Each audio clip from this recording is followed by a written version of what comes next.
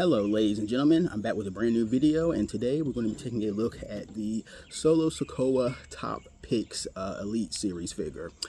Funny story, I actually recorded this video a couple of weeks ago. I accidentally deleted it. I was just going through some old, pictures and files on my phone, and I thought I was deleting a different video, not realizing that it was the Solo one. So not going to be, of course, there's not going to be an unboxing today since the box is gone, so this will be a quicker video than the norm. But yeah, so pretty cool figure. This is my first Solo figure, and it will probably be my last. Solo is a guy who I just he's kind of like I would say perhaps like a Roman Reigns to me in terms of, his figures. There's not really much variation. There just may be t-shirt changes. And aside from that, I'm not going to be, purchasing multiple figures of a wrestler whose attire is pretty much unchanged. But still, this is a good figure. A very nice figure. I'm glad to have this in my collection to, have more of the bloodline. So at least I think I have a figure of, well, at least the mainline members. I don't have any Tonga, Tamatonga, Tongaloa, Jacob Fatu, so I may get their figures as they become available. But glad to have Solo. Nice figure.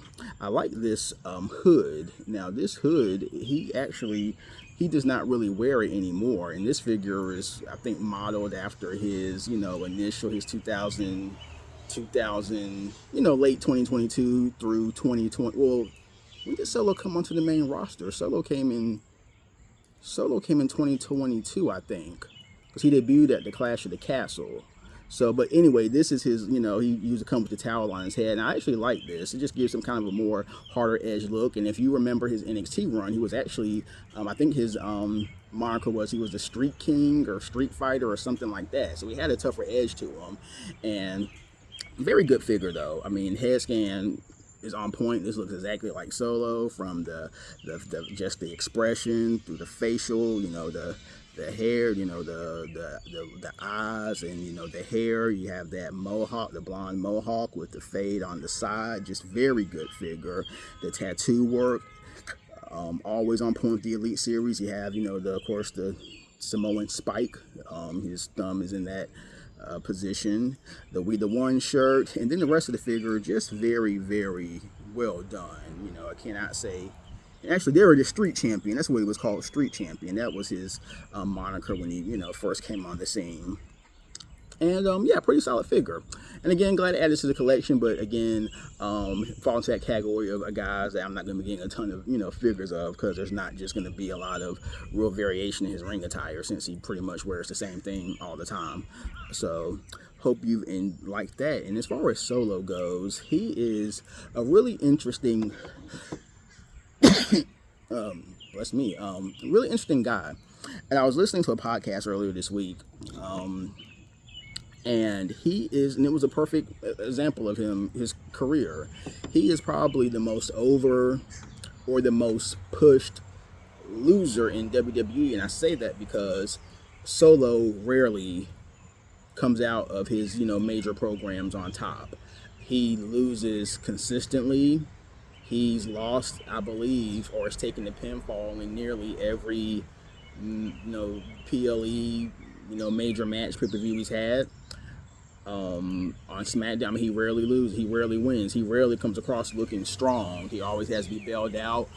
And that's not really the big thing, being you're a heel, you're supposed to be bailed out by, your members of your faction. But the thing is that he has just taken so many pins, especially in his feud against, the Bloodline versus the OG Bloodline, his feud with Roman Reigns last year. He lost. I felt that he should not have taken the fall in the Survivor Series match. I felt that, there were other guys in that match could have taken the fall. I'm sure they wanted to protect, Jacob, of course, but you easily could have had Tonga take the fall, but you had Solo take it.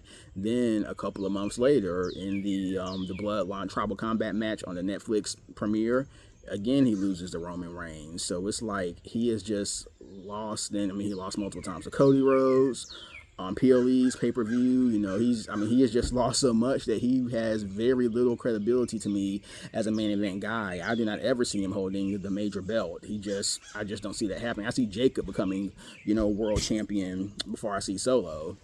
And I don't believe Solo has won any gold in WWE, if I'm correct. I don't think he's held the belt. So, just interesting, you know, and he's qualified for the Money in the Bank match, which is fascinating because I do not see him winning that either. So, again, Solo is a guy who is just, he loses more. He loses way more than his push would indicate. So it's just kind of interesting. And he can talk. He can definitely talk. He has presence, but you know, he's lost way too many times, and when the bell rings, there's nothing special about him at all. I would say he is by far the worst member of the Bloodline clan in WWE in terms of his, you know, in the ring abilities. The Usos dwarf him. Jacob certainly dwarfs him. Roman dwarfs him. Tama dwarfs him, and perhaps Tongaloa. So I would say he's probably comparable to Tongaloa in that sense. I think, and of course, the new, you know, JC Mateo, aka Jeff Cobb, dwarfs him in the ring as well. So, so just my analysis of Solo. And again, I think that is it. I am actually on the way to work soon.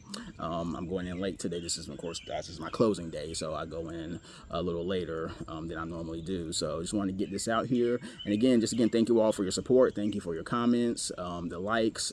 Thank you for the subs. Just thank you for just all the support. And as I always say in every video, you could be watching a million other videos on YouTube, but you've chosen to watch mine, and I greatly appreciate that. So again, thank you, and I will talk to you again after a while.